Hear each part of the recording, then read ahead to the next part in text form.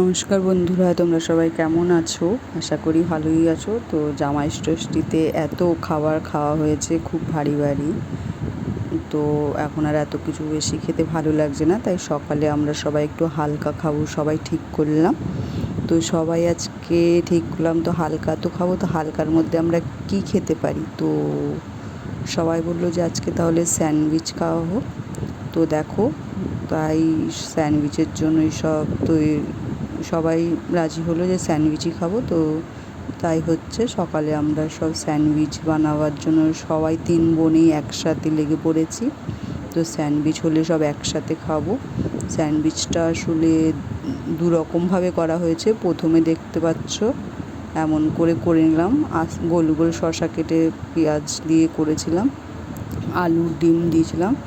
তারপরে হচ্ছে গিয়ে এরকম করে কিছুটা করেছি হাফ, আর হাফ আমরা করেছি সব একসাথে কুচিয়ে মিয়োনিজ আর সস দিয়ে একসাথে মেখে তারপরে স্যান্ডউইচ করেছি।